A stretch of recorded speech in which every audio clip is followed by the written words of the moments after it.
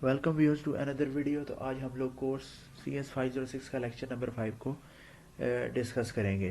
तो इस चैप्टर का जो नाम है which is inheritance, it is a most important principle of object oriented programming. तो इनहेरिटेंस होती क्या है, तो आज हम लोग उसको देखेंगे।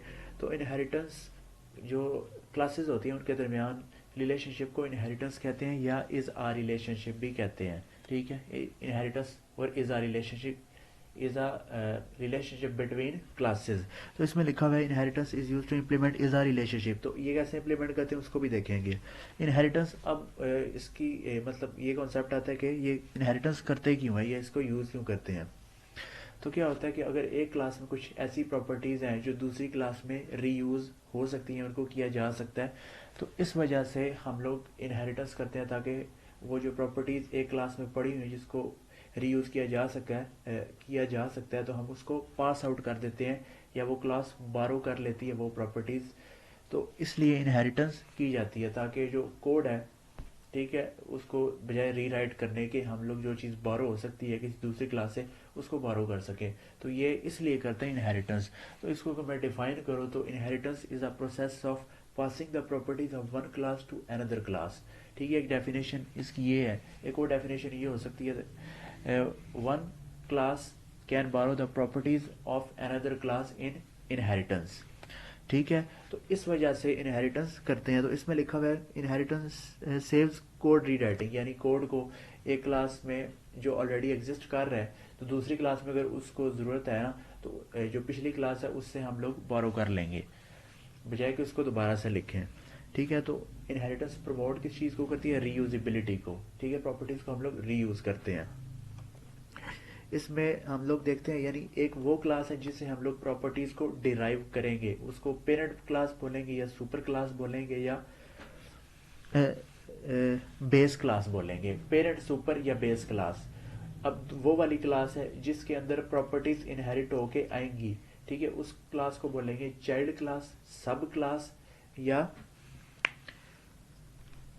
Derived class. ये लिखा हुआ है parent base class is referred as super class और चाइल्ड और derived class is known as sub class. तो अब C++ के अंदर भी कौन है ये जो कॉन्सेप्ट है इनहेरिटेंस का है, क्योंकि C++ भी ऑब्जेक्ट ओरिएंटेड प्रोग्रामिंग लैंग्वेज है। तो हम लोग डिफरेंस देखते हैं, वो डिफरेंस किधर आएगा। तो इसमें जो पहला पॉइंट ये लिखा हुआ है जावा सपोर्ट्स ओनली सिंगल इनहेरिटेंस, यानी इसके अंदर इसका मतलब ये है कि यानी एक क्लास किसी एक ही क्लास से इनहेरिट हो सकती है। Class can be inherit from one class at one time, यानी एक टाइम पे एक ही क्लास किसी क्लास से इनहेरिट हो सकती है। Keyword extends is used instead of colon for inheritance. तो C++ के अंदर ये कॉलन ऑपरेटर यूज़ होता था इनहेरिट करने के लिए क्लास को दूसरी से। तो जावा के अंदर एक्सटेंड्स का कीवर्ड यूज़ होता है। All functions are virtual by default. तो C++ के अंदर वर्चुअल बनाना पड़ता है, लेकिन जावा के अंदर जो है सारे फंक्शंस बाय डिफ़ॉल्ट वर्चुअल ही होते हैं। उसके बाद जो अगला पॉइंट है वो all Java classes inherit from the object class. तो ये पॉइंट आगे भी लिखा हुआ है कि जावा के अंदर जितनी भी क्लासेस हैं चाहे वो बिल्ट इन है या उन्हें यूज़र क्रिएट करता है, तो उन सारों की जो पेरेंट है या बेस क्लास है वो ऑब्जेक्ट क्लास होगी। उसके बाद जो है to explicitly call the super class constructor use super keyword, यानी कि अगर बेस क्लास है उसके अंदर कोई कंस्ट्रक्टर है तो जब हमने उस कंस्ट्रक्टर को चाइल्ड क्लास में से कॉल करना है ना तो उसके लिए सुपर कीवर्ड जो है वो यूज़ होता है। उसके बाद अगला पॉइंट है keyword super is also use to call the overridden methods, यानी अगर ओवर राइटिंग हुई भी है तो उन मेथड्स को कॉल करने के लिए भी जो कीवर्ड सुपर है वो यूज़ होगा।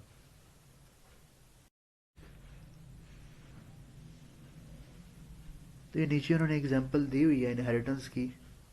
तो इसमें वो कह रहे हैं कि इसमें तीन क्लासेस यूज़ होंगी to get familiar with the inheritance. जो पहली क्लास है वो एम्प्लॉय क्लास है, जो सुपर क्लास है पेरेंट क्लास है।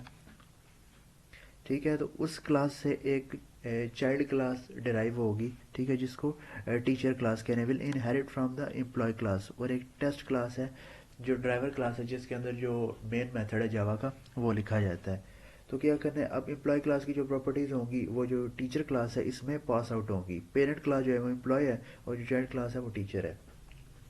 ठीक है, अब ये एम्प्लॉय क्लास है, इसके अंदर एक आईडी नाम का जो है डेटा मेंबर है जिसकी टाइप इंटीजर है और एक स्ट्रिंग नाम का डेटा मेंबर है। उसके बाद जो है पैरामीटराइज्ड कंस्ट्रक्टर है, ये पैरामीटराइज्ड कंस्ट्रक्टर है। अब ये जो आईडी और नेम है इसके अंदर वैल्यूज़ असाइन करने के लिए उसके बाद जो है इस जगह पे इस कंस्ट्रक्टर को कॉल किया जा रहा है और ये वैल्यूज़ पास हो रही हैं। इसमें आईडी जो है वो 10 पास हो रही है और जो नेम है वो नॉट सेट है, यानी वो बाद में उसको वैल्यू दी जाएगी।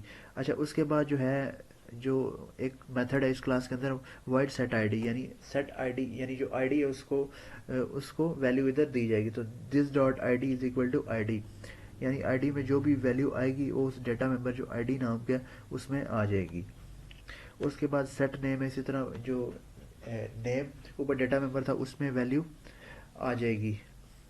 उसके बाद गेट आईडी, यानी आईडी अगर रिटर्न करनी है और इसी तरह जो नेम है उसको रिटर्न करना है तो उसके लिए ये मेथड है गेट नेम का।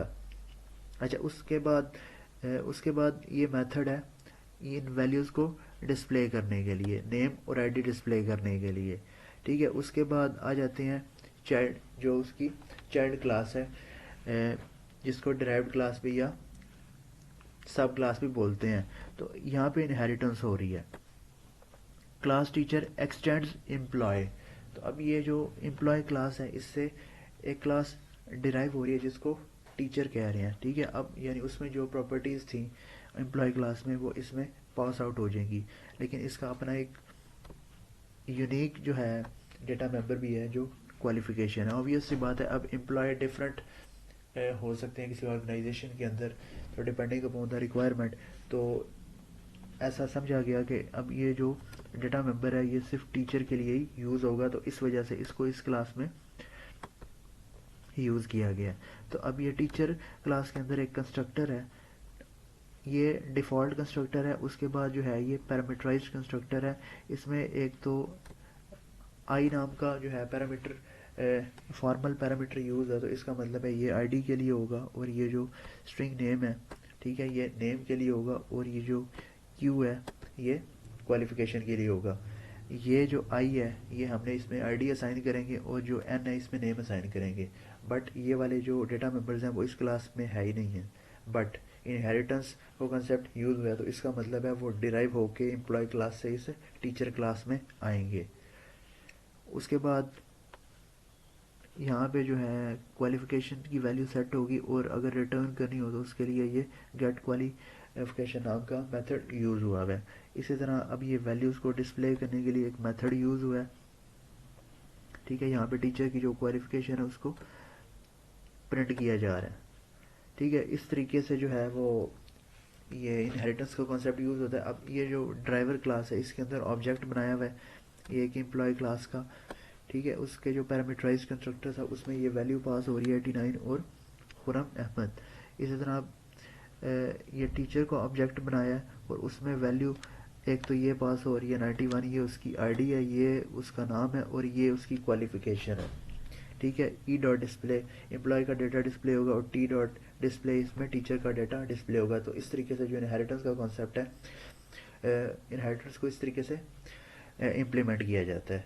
तो ये उन्होंने आउटपुट शो किया हुआ है। अच्छा, इसमें ये हम लोग ऊपर पॉइंट देख चुके हैं कि हमारे पास जितनी भी क्लासेज हैं, चाहे वो प्री डिफाइंड क्लासेज हों या यूज़र डिफाइंड क्लासेज हों, तो उनकी जो पेरेंट क्लास है वो ऑब्जेक्ट क्लास है। Object class in Java is a super class of all other classes defined in Java class libraries as well as for user defined Java classes. तो ये important है पॉइंट।